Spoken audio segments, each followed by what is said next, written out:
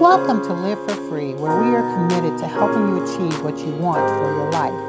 Take that first step by acknowledging that you're in full control of your situation and your circumstances. It all starts with you. So today you'll be given knowledge that can change your path. Boldly declare that you have the power to make a greater impact on your life and the community around you. Seize the day, and so it is.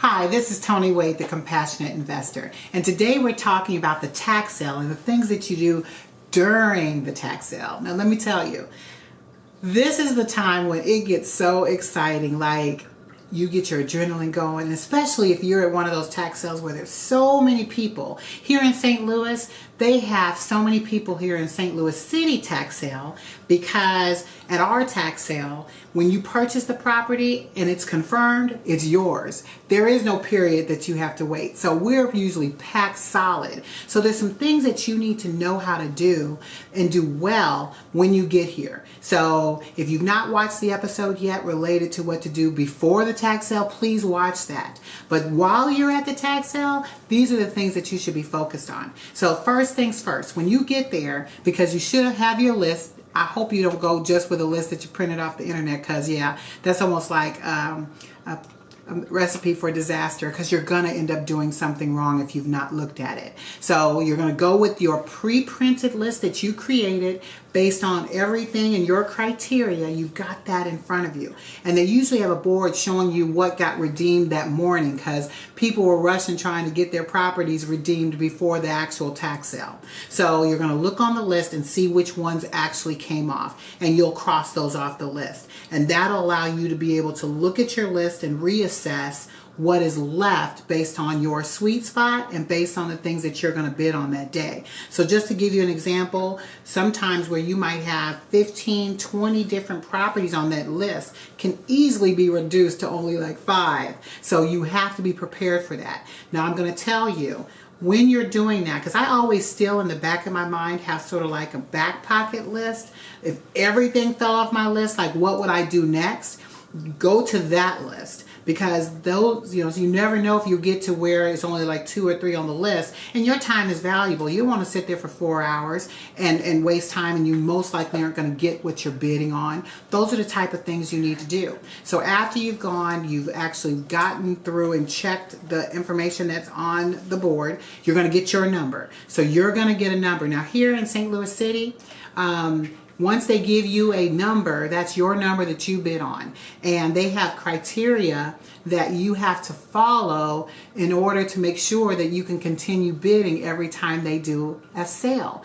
Now, there are people who come and just bid all willy-nilly and don't pay for property. Well, if you bid all willy-nilly and don't pay for property, guess what? You're banned. So you want to make sure you're not doing things that get you banned from ever coming back. Make sure you read in detail the documents that they give you, because they have it clearly out there for you to see.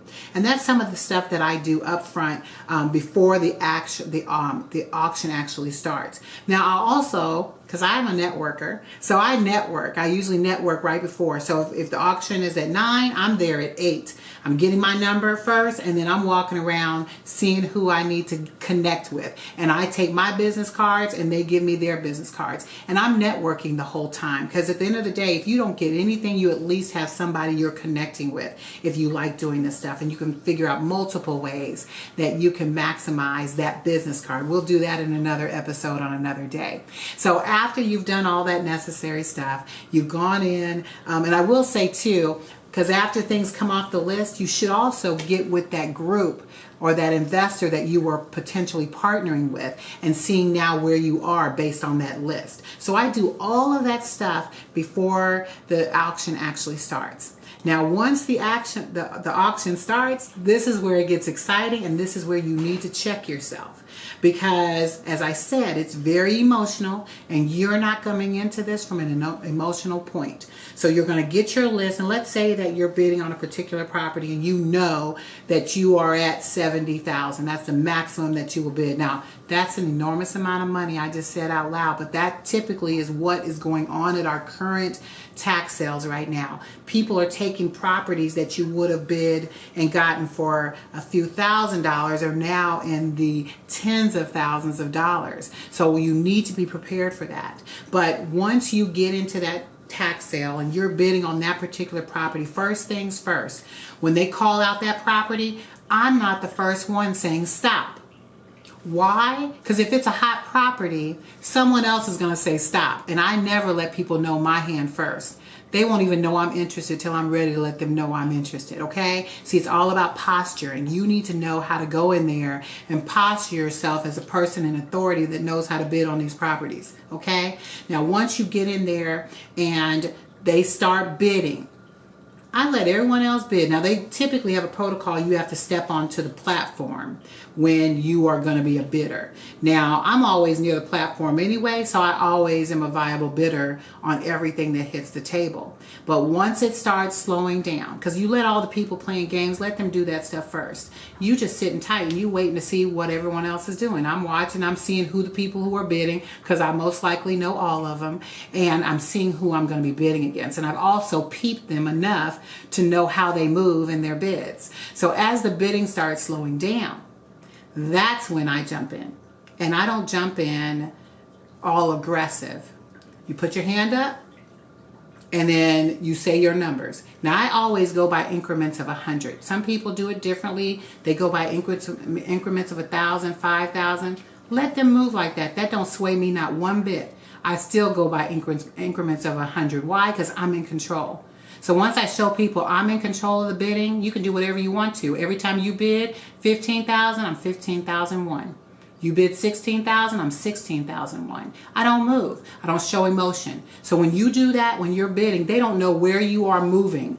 All they know is they watch you bid increments of 100.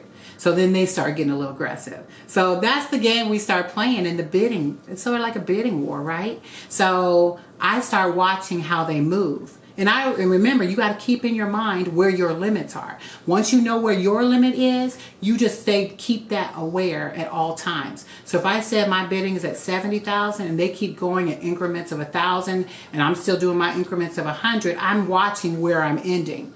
And I don't show where my end is. You never show your end, even when you're at your end. You just bow down and back off. And you don't come back in. Now, I'm going to tell you something. So, because I watch people who do this a lot and they get emotional, right? And in that emotion, that first day, they overbid it. Because I already ran the numbers. Did they? Nope. So when they go back home, they're going to go back and say, dang, I bid too much for that property. And then they're going to probably most likely renege and not pay. And guess what's going to happen on the second day? Because here in St. Louis City, they have 3. The first day, the second day, the third day. So on that first day, they done bid it like crazy and they realize, oh my gosh, I messed up and I can't pay. That second day, guess what? That property's there. So now you can go that second day and pick up that very property for what you came in to do, which was to get the property. So those are strategies that you need to know and be aware of as you get into this. I'm excited about this information. Definitely share information with me if you want to know more about this particular topic. So if you like what you heard, go ahead and find me on all social media. You can find me on LinkedIn, Twitter, Facebook, and on YouTube.